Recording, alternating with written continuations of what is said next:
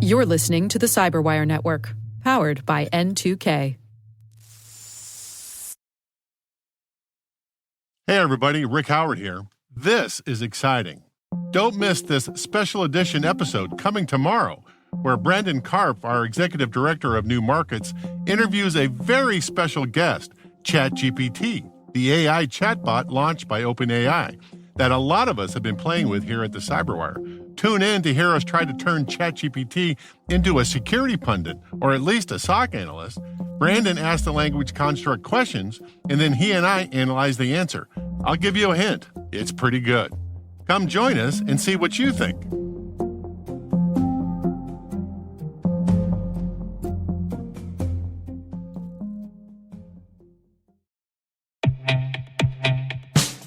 This episode of the Cyberwire is made possible in part by Strider Technologies.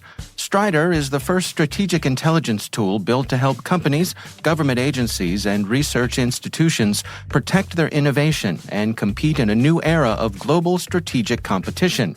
With trillions of open-source data points, Strider's technology and intelligence solutions enable you to proactively identify, manage, and respond to state-sponsored intellectual property theft and supply chain risks. Learn how to secure your technology talent and supply chains at striderintel.com.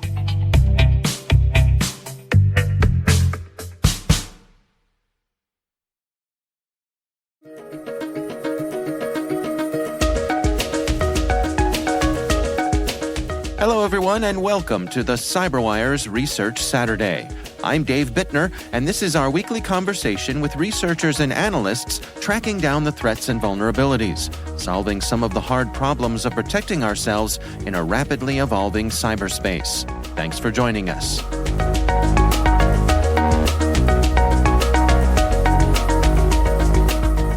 So, a baseboard management controller, also known as a BMC, it's used for remote monitoring and management of a computer. That's Roya Gordon. She's an OT and IoT security research evangelist at Nozomi Networks. The research we're discussing today is titled Vulnerabilities in BMC Firmware Affect OT and IoT Device Security.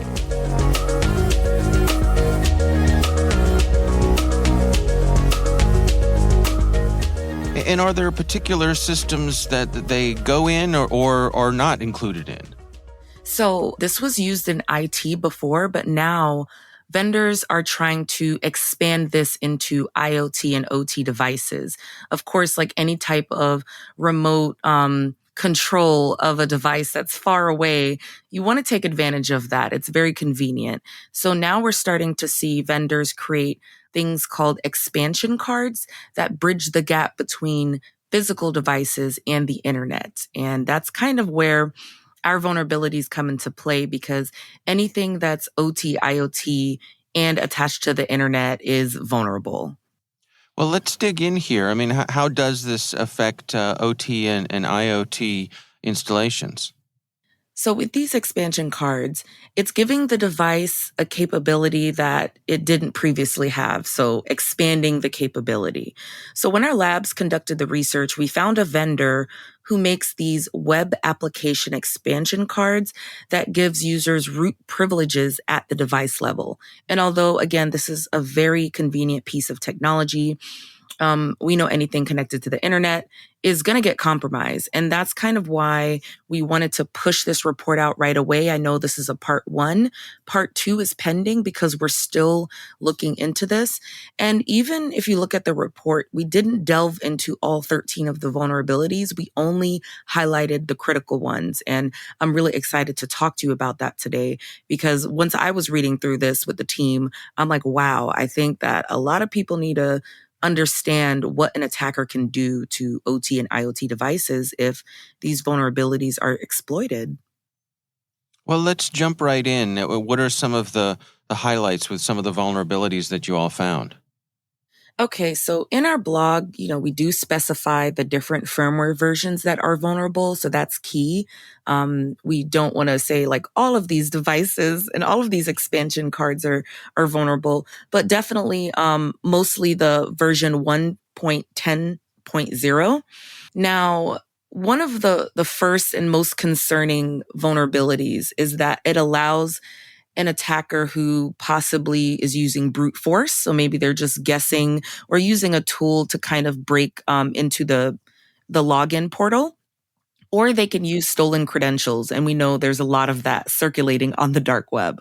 But once they attempt to log in, there's a prompt that pops up asking if they want to terminate or override an ongoing session. This function does not provide any verification or checks at all. So an attacker could essentially log in and kill whatever sessions that's ongoing, and then be able to take control of the current session and have access directly to whatever OT and IoT devices that are associated with the expansion card. And we're talking root privileges here, right? Yes. Well, let's go into some of the other things you found here. What other things caught your eye?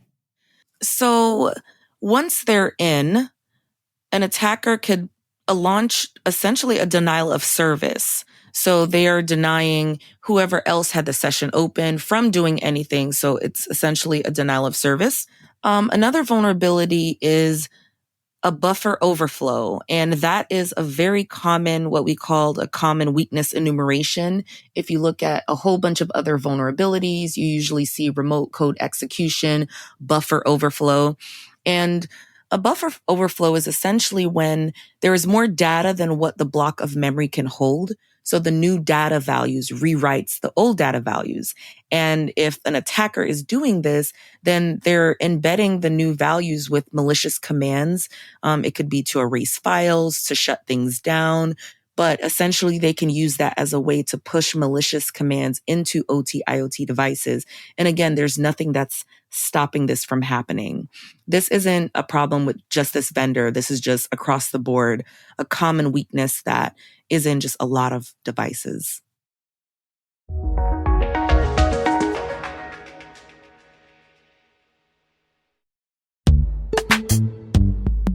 And now, a word from our sponsor, SpyCloud, the cybercrime analytics leader. SpyCloud disrupts cybercrime by telling you what criminals know about your business and your customers, so you can take action to prevent ransomware, account takeover, and online fraud. SpyCloud constantly recaptures and analyzes new data from the criminal underground, including credentials, cookies, and PII siphoned from malware-infected devices.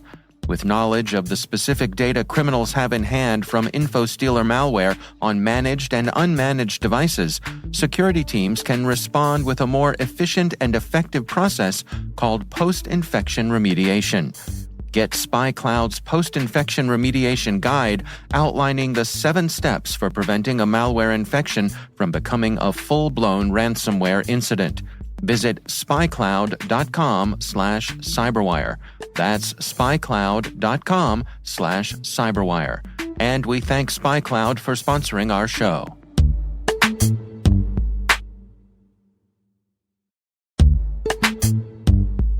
This episode of The Cyberwire is made possible in part by CrowdSec. CrowdSec helps rebalance the asymmetrical cybersecurity industry by making their open-source multiplayer firewall available to all for free. Once threats are identified, all users are notified to ensure everyone's protection. No matter what your business size, CrowdSec offers adaptive response to credential stuffing, port scans, password brute forcing, and much more. At CrowdSec, they have each other's backs and make the internet safer together.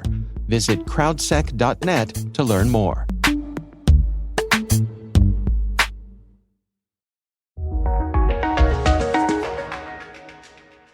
Now, you all have been in contact with this particular vendor, yes? Yes. And what's the response been? So we work very closely with our vendors, and that's kind of why it took us a bit to publish this, because once we discover these vulnerabilities, we're speaking with the vendor, they're verifying that they're vulnerabilities, then they're working on the fix. And we can't publish these vulnerabilities without there being a fix, because we'll just be telling threat actors, hey, these are vulnerable, and then they'll just go ahead and exploit. So it takes a bit of time. It takes a bit of working with the vendor. Again, that's why we're holding off on part 2, because there's fixes that's in the works. And once those fixes happen, then we can go ahead and release the additional vulnerabilities that we found. But in our blog, we have links to all 13 of the vulnerabilities.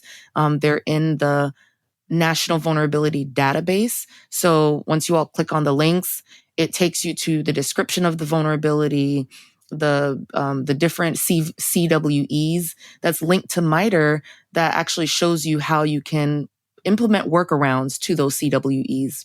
But yeah, we have a very good relationship with the vendor.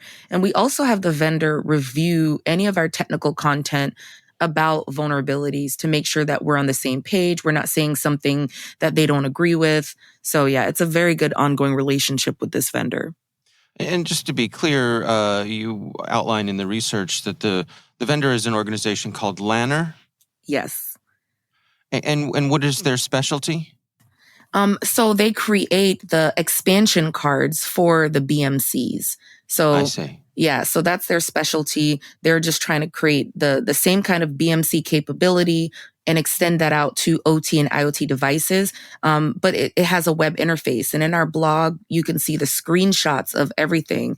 And again, it's convenient because you're able to physically see what kinds of controls that you're implementing onto the OT and IoT device. But again, we just need to make sure that things like logging in is secure, and, the memory buffer has alerts and it has blocks and it's not going to rewrite the current data.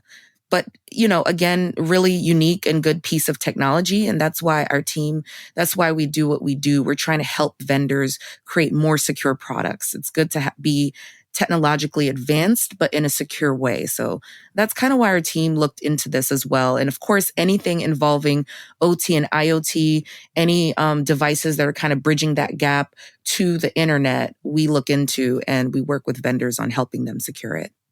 In your research, did you uncover any incidences of this being exploited? No, we haven't seen this exploited in the wild. Of course, you never know what's going on the dark web, but we can't say that we know threat actors are exploiting this intentionally. But again, that's why we were rushing to make sure we publish this so that the vulnerability can be patched, it can be secured. So there is a new version out. But again, we're working with the vendor that's going to update and create another new version that's going to address the additional vulnerabilities. But no immediate threat as of now, as of what we know. So what are your recommendations here? I mean, I think, there are the obvious steps if your equipment is from this provider, but is there broader advice too for folks who are taking advantage of this remote configuration capability with their own equipment? Yeah, absolutely. So again, this is really only for companies that are using this specific vendor. So we can't say that all expansion cards for BMCs are vulnerable because we haven't looked into those devices. But, obviously, first and foremost, get the newest version because it has addressed these vulnerabilities that we found. So we would recommend updating the expansion card. Anytime we're publishing our research, we're publishing the CVE, there is a patch or there's some type of update that the vendor has done. So we definitely recommend whoever is using this Lanner expansion card with the vulnerable version number to update it to the latest.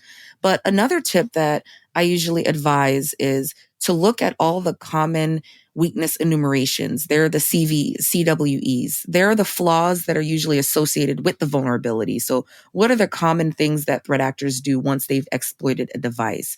So when you click on the link to the different vulnerabilities, it's going to link you to NVD. And then from there, you can further look at the list of CWEs, click on those links. And when you go to MITRE, it's going to tell you in detail any kind of workaround you need to do to make sure that a threat actor can't take advantage of the buffer overflow function, or they're not able to do remote code execution. There's additional small security that you can implement so that if a threat actor does exploit this, they can't even take advantage of some of those weaknesses.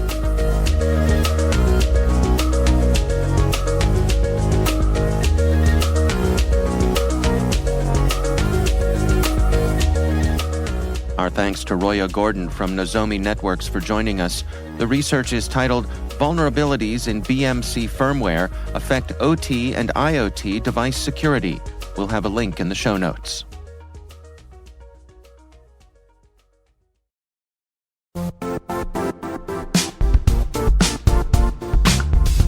Arm your team with the latest news and trends in the evolving cybersecurity landscape with CyberWire Pro Enterprise.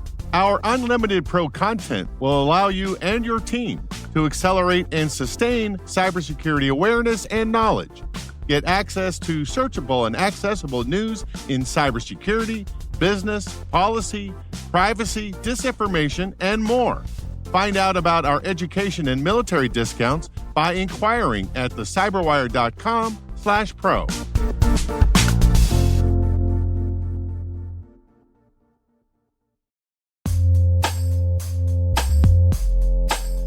Hey everybody, Dave here. We love what we do here at the CyberWire and are proud to be able to provide news and insights that top leaders and decision makers rely on every day.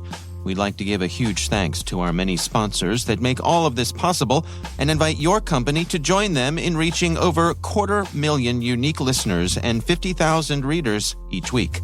Find out about opportunities to bring your brand and messages to the most influential audience in cybersecurity. Visit thecyberwire.com/sponsorship and join in on the action.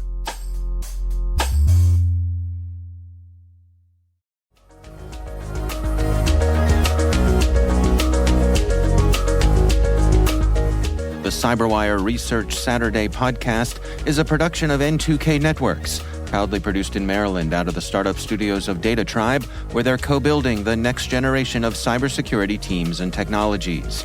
This episode was produced by Liz Irvin and senior producer Jennifer Iben. Our mixer is Elliot Peltzman.